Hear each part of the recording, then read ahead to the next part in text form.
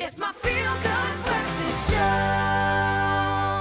Welcome back to it, your feel-good breakfast show. It is Expresso. We're live here on S3. Winner, chicken dinner. Oh, yes. It's a Wars of Pasta Wednesday with FATTIS and MONIS, and you are going to be the winner at your next dinner because South African chef royalty, Reuben Riffel, and I like to call him Uncle Rubza, Roo, is back in the kitchen to show us how to make the easiest but the most delicious chicken pasta. Uncle Rubza, I like it. You have brought all the good stuff with you, and every time you come, I know it's a good time. Hey man, so good to see you again. How you doing? Oh, it's good to see you too. Good. You're doing good, I'm doing good. Everybody's going to be doing good after this because this is such an inspiring recipe that you've brought along, right? You know, the idea is always that if you can find these nice, simple recipes, but that's got a lot of punch, lots of flavor, those are the ones that sort of, I think that people replicate and make over and over again. Well, chicken pasta we make a lot, don't we? We do. I enjoy making it. We do, but I don't like the fact that we do it the same way over and over again. Look, we enjoy it because we eat it, but like, if there's a new way to do it, I say bring that on, brother. Now, you see, that's... For me, it's different, not maybe in terms of a lot of new ingredients. It's really just how you prepare it. How you create that. Because I think a lot of the flavor you can either lose or gain in just in the way you make it, in the preparation, and also how you cook it. So we're cooking the chicken different. Okay, because normally I wanted to ask you, did you forget to slice up the chicken, sir? Like, what's going on, chef? No, I didn't, actually.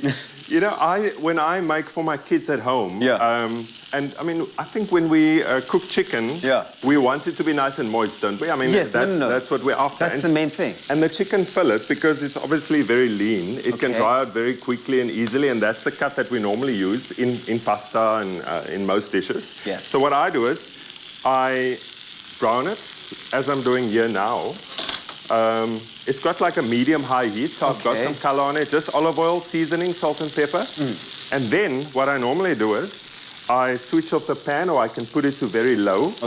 And then I put a lid on it. So this is the essence of this for me. Okay, so never mind the fact that you really are doing everything that you can and need to do in order to keep it nice and moist. It's that you are cooking it whole because you want to retain that moisture. So if you... I think that's smart. So think about it. If you cook it whole, you seal it. So sealing is basically keeping all the juices inside. Then what I'm doing, I'm switching off the heat. There's now residual heat in the pan.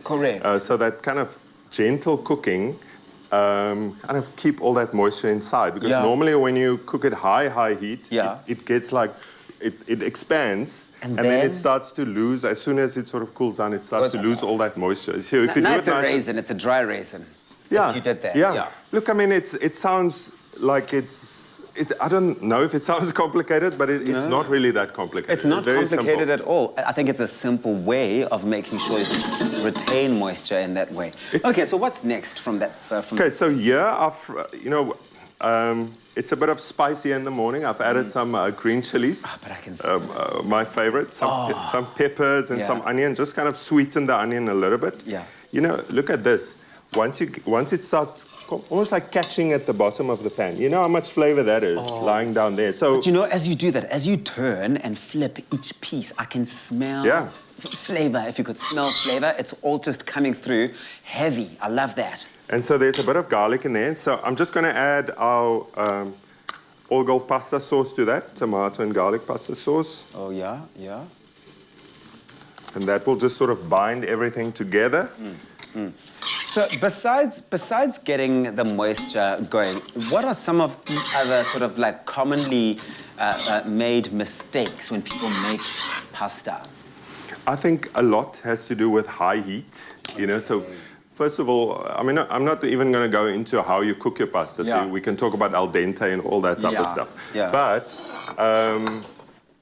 for me, it's working on every single element that goes into the pasta dish to create flavor like that. And the mistake that people make is adding everything together in a pan, so it becomes mixing it, and it becomes one. And, you know, caramelizing the onions, giving it some more flavor, the garlic, you know, just building flavor from the bottom up. I must say, one of the things I really do enjoy about you and all of your work that we have seen over the years, and you do this so well, you've mastered it, is the ability to create an experience, a flavorful culinary experience from each and every single ingredient or layer of your dishes. And I think that's a special thing to do, but certainly what you're doing here is you are showing us that we are all capable and able of making that. Can we use any pasta? Look, that's the beauty of it all. Obviously, when you make certain dishes like mac and cheese and all of that, you're going to use, you know, macaroni. But I play around with using different pastas for similar dishes sometimes, you know? Bolognese, you don't only have to use spaghetti. I mean, I like to use pappardelle, you know, pappardelle, like the wider pasta, for example. So there's many, you know, different things that you can do. Okay, so what we've seen Chef Reuben Riffel do here is we've seen him really create each layer and make that an experience on its own. It does sound like a process that would take you long, but it certainly will not be taking long. Now we're getting the chicken that's coming out of the pan. Now we're getting the chicken. So normally what you'd do is you'd want it to sort of cool down maybe a little bit longer. Because as it cools down, it sort of obviously keeps that the moisture inside better. But I'm just gonna, well, I just need a knife quickly. Don't you worry about that. A knife will be coming your way. And while we get you the knife, please go on expressoshow.com to get your hands on the recipe. It is expressoshow.com. All the ingredients are there. And Fattis and Monis really have certainly made our pasta nights or pasta days so much easier. Don't forget that you can also win extra big with Fattis and Monis Waza Pasta Wednesdays by standing a chance to win 2,000 Rand every day. 2,000 Rand every day, plus 10,000 Rand every Pasta Wednesday.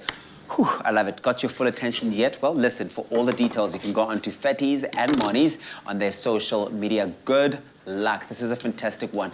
But I'm seeing you doing something else very, very interesting there. So what are you doing now? Well, those are just the kind of, I'm just sealing the inside a little bit again because, you know, if I'm going to just add it in there. Then it's all going to be all the juices will come out again. It's just a quick process, so that's going to go in there. Okay, simple for everybody at home. Go on to expressoshow.com. This is going to be a really good one. That's what the final product looks like. It looks absolutely amazing. Enjoy creating those pasta moments with Fattis and Monis. Thank you, Chef. Fattis and Monis Waza Pasta Wednesdays. Bravo to you. Stand a chance to win 2,000 Rand every day, plus 10,000 Rand every Pasta Wednesday. See in store for details. T's and C's apply.